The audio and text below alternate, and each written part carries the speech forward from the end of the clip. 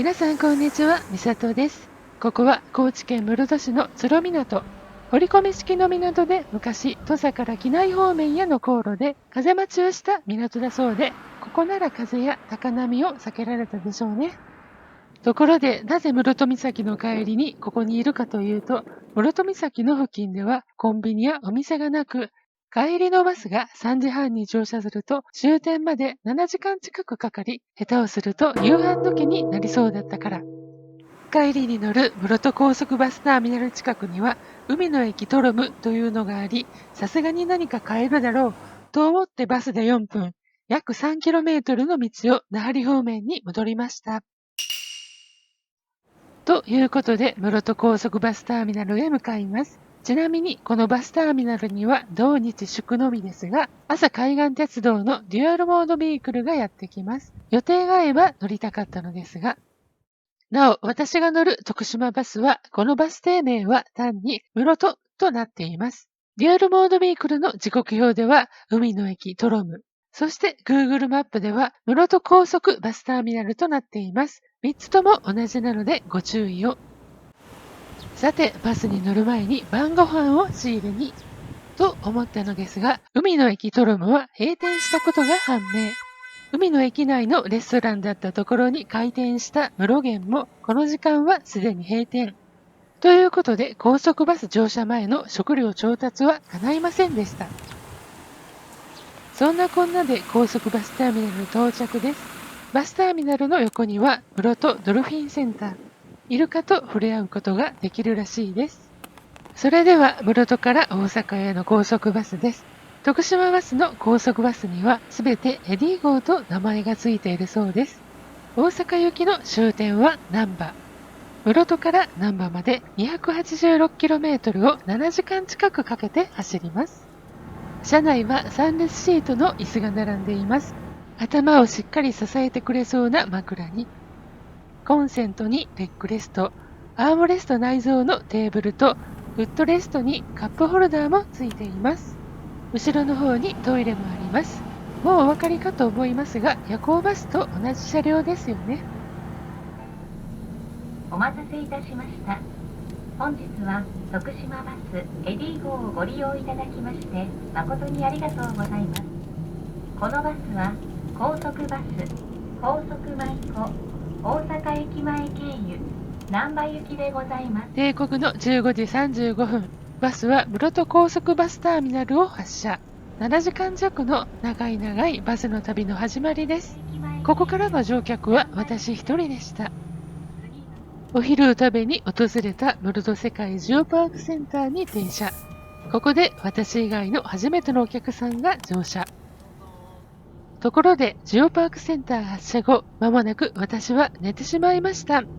あとは寝ていても大阪に連れて行ってくれるし、安心したのでしょうか。気がつくとジオパークセンターから30分ほど経過の野根バス停。ちなみに野根というところは朝線の鉄道が開通していたら駅が設置予定だったそうです。続いて生見で読みは良いのでしょうか。生見バス停です。東洋町の役場があるところです。ここでも乗車があり、乗客は3人になりました。こちらは観音浦バス停。朝海岸鉄道の観音浦駅だった場所まで徒歩15分ほどの距離だそう。進行方向右側には海の駅東洋町があるはずです。お待たせいたしました。さて、高速バスは通常始発バス停付近で乗車のみ可能で、終点バス停付近で降車のみできますよね。ところがこの室戸大阪間の高速バスは観音浦から阿南までの区間のみ席が空いていれば予約なしで乗り降りができることになっています。今遠くに見えているのは朝海岸鉄道の車庫。使われなくなったディーゼルカーも見えますね。宍喰のバス停は道の駅宍喰温泉に入ったところにありました。この先はしばらくバスの車窓から鉄道が見えるようになります。これは朝海岸鉄道の宍喰駅と海部駅の間の高架です。次は海部高校前に停車いたします。海部高校前は鉄道駅では阿波海南駅になります。ちょうど阿波海南駅ではデュアルモードビークルがバスから鉄道へモードチェンジしているところでした。デュアルモードビークルの運転が始まって JR 牟岐線はここが終点駅になりました。阿波海南駅を過ぎて170メートルほどで海部高校前バス停です。このバス停から阿南駅までの区間は JR と徳島バスが連携して JR の乗車券を持っていればこのバスに乗れることになっています。JR が減便してその分をこのバスが補完する連携だそうです。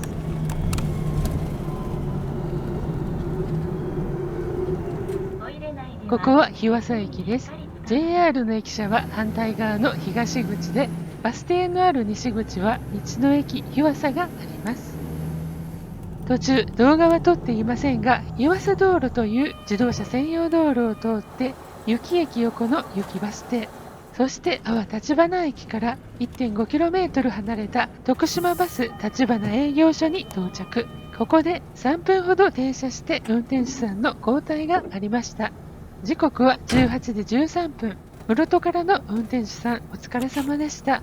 あと4時間以上ありますが、立花営業所からの運転手さん、よろしくお願いします。かれこれ乗車して3時間近く経ちました。だいぶ日も傾いています。さて、次の阿南バス停では18時25分に到着。25分停車するというので、運転手さんにコンビニの場所を教えていただいて行くことにしました。阿南の駅周辺、バス停の上に商工会議所があったり、その建物からそのまま阿南駅につながっているなど、随分と立派な駅周辺施設になっています。駅横の踏切を通って多少迷いながら、ファミリーマート阿南富岡店まで徒歩5分でした。バスに戻るとまだ時間もあり、バス停のトイレにも行けました。18時50分、阿南バス停を出発。夕飯を調達できたので満足な長時間停車でした。ありがたく夕飯をいただきます。阿南駅も過ぎたので路線バスの役目を終わり、ここから四国内は乗車のみに戻ります。動画ではわかりませんが、座席は結構埋まってきました。徳島分離台西口バス停を出たところ、もう駅の近くには立ち寄らず、国道55号線を北上します。徳島大学前に到着です。ここからは2名乗車。時刻は19時37分。乗車して4時間が過ぎました。昼と夜の境目のような日暮れ時の吉野川を渡ります。この吉野川大橋は長さが1137メートルでかなり長いです。四国内で最後の停車の松重バス停を発車。ここは徳島のハブ的なバスターミナルで数多くの高速バスが立ち寄ります。バスは鳴門インターチェンジを通過中。ここから神戸淡路鳴門自動車道に入ります。しばらくすると高い橋を渡りますが、ここは大鳴門橋ではなく大毛島に渡る親橋です。その次の橋が大鳴門橋。